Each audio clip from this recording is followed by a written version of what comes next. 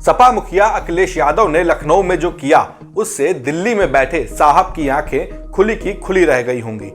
अखिलेश के ये तेवर पार्टी के कार्यकर्ताओं में एक नया जोश पैदा कर सकता है। 2024 से पहले अखिलेश ने जो तेवर दिखाए हैं उससे लखनऊ से लेकर दिल्ली तक हड़कंप मचना तय है। नमस्कार, मैं कौशल और आप देख रहे हैं द देश। मौका था जयप्रकाश नारायण की जयंती का। कोई नेता ट्विटर पर उन्हें याद कर रहा था तो कोई उनकी प्रतिमा पर फूल माला चढ़ाकर। भला अखिलेश यादव कैसे पीछे रहते, वो भी लाव लश्कर के साथ लखनऊ में बने JPNIC के बाहर पहुंच गए, जहां उन्हें JPNIC के अंदर बनी जयप्रकाश नारायण की मूर्ति पर माल्यार्पण करना था। यहां तक तो सब कुछ अखिलेश के मुताबिक हुआ, लेकिन जैसे ही अखिलेश बिल्डिंग के मेन गेट पर पहुंचे वहां हालात कुछ और ही हो गए। अखिलेश जैसे ही वहां पहुंचे उन्होंने देखा कि मेन गेट पर ताला लगा है। आपको बता दें कि JPNIC multi storey building Sapa सरकार का ड्रीम प्रोजेक्ट था। सरकार गई तो प्रोजेक्ट में कई खामियां पाई गई, जिसके बाद मौजूदा सरकार ने इस प्रोजेक्ट पर रोक लगा दी थी। अब बात अखिलेश की। जब अखिलेश माल्यार्पण करने के लिए JPNIC पहुंचे और गेट पर ताला लगा देखा तो उन्होंने वहां मौजूद पुलिस से ताला खोलने के लिए कहा, लेकिन पुलिस ने उन्हें अंदर जाने से रोक दिया और ताला खोलने से भी मना कर दिया, जिससे वहां मौजूद सपा कार्यकर्ता गुस्से में आ गए और नारेबाजी करते हुए धरने पर बैठ गए। जिसके बाद अखिलेश से रहा ना गया और 8 फीट ऊंचा गेट फांदकर वे JPNIC के अंदर घुस गए। इस दौरान कई कार्यकर्ता भी गेट फांदकर बिल्डिंग के अंदर पहुंच गए। जिसके बाद अखिलेश ने वहां मौजूद JP नारायण की मूर्ति को पहले साफ किया, फिर माल्यार्पण किया। माल्यार्पण करने के बाद अखिलेश ने क्या कुछ कहा, एक बार आप उसे भी सुन लीजिए। आज हम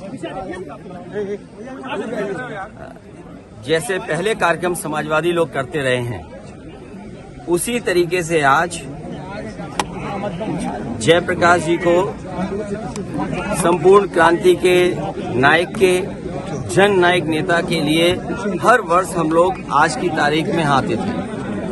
और ये कोई पहली बार नहीं है कि इस JP समाजवाद म्यूजियम में हम लोग माल्यार्पण करने पहली बार आ रहे हों। लेकिन पता नहीं सरकार टीन की शेड लगा करके, टीनें लगा करके, दरवाजा बंद कर करके, ताला लगा करके पता नहीं क्या बताना चाहती थी। ये वही JP हैं जिन्होंने संपूर्ण क्रांति का नारा दिया था, और वो इसलिए दिया था कि उन परिस्थितियों में उस समय पर चरम सीमा पर महंगाई थी, चरम सीमा पर बेरोजगारी थी, चरम सीमा पर भ्रष्टाचार था, और न जाने कितना उनके साथ देश के समाजवादी नेताओं को जेल जाना पड़ा, इमरजेंसी लगी।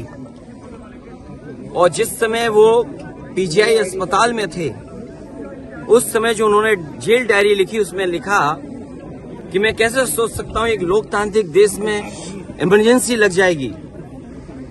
उसमें न जाने कितने लोगों को जेल भेजा गया, कई लोग कई वर्षों रहे, और उस पीड़ा को, उस तकलीफ और परेशानी को जीवन भर नहीं भूल पाए। लेकिन जो नारा दिया था संपूर्ण क्रांति का, जो जगाने का काम किया था, उसने परिवर्तन लाने का काम हुआ और किया जनता ने।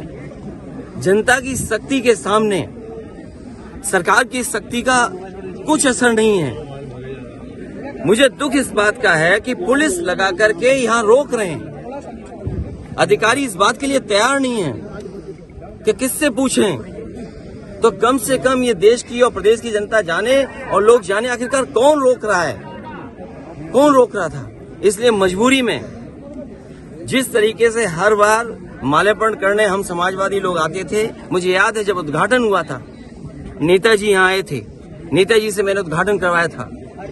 एकमात्र देश में समाजवादी नेता के लिए एक ऐसा म्यूजियम बना जिसमें उसके जीवन के बारे में लोग प्रेरणा ले सकते हैं। जो आंदोलन उन्होंने चलाए थाली बजा करके, वो उससे प्रेरणा ले सकते हैं कि सरकार के खिलाफ और लोकतंत्र में कैसे आवाज उठाई जा सकती है। आप आवाज दबाने का काम कर रहे हैं उन समाजवादियों को, उन आने वाली पीढ़ी को जो देश के लिए कुछ करना चाहते हैं, सपना देखा है उन्होंने। ये वही म्यूजियम है जो पूरे उनके जीवन के बारे में बताता है, उसको बंद कर रहे हैं। अपनी कौन सी नाकामी छिपा रहे हैं, अपनी कौन सी ऐसी चीज छिपा रहे हैं जिससे जनता को नहीं आने देते। न केवल ये म्यूजियम, जो पीछे बड़ी इमारत है, बड़ी बिल्डिंग है, जो कभी नेताजी ने, जॉर्ज फर्नांडिस ने और उस समय के समाजवादी लोगों ने इसका शिलान्यास किया था। एक सरकार आई जिसने काम नहीं होने दिया, उसके बाद समाजवादी सरकार ने, पिछली सरकार ने इसको शुरू किया और न केवल भारत में बल्कि अगर ये बिल्डिंग बनकर के तैयार हो जाती तो दुनिया में एक पहचान बनती बिल्डिंग की कि हाँ, जेपी के नाम पर जिसने इतने बड़े देश के लोकतंत्र को बचाने का काम किया, लोगों को जागरूक किया और एक आवाज दी उन्होंने।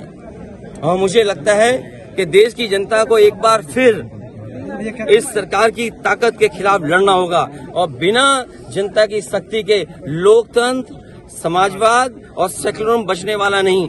जो आवाज उन्होंने दी थी संपूर्ण क्रांति की, मुझे उम्मीद है कि सभी समाजवादी लोग मिलकर के आने वाले समय में लोकतंत्र बचाएंगे, समाजवाद बचाएंगे, संविधान बचाएंगे और उस संविधान को बचाएंगे जो बाबा साहब भीमराव अम्बेडकर जी ने हम सबको दिया है। और जिस समय बाबा साहब भीमराव अम्बेडकर जी का दिया हुआ संविधान इन्होंने बदल दिया, उसी दिन समझ लें हमारी आजादी भी ये लोग छीन लेंगे।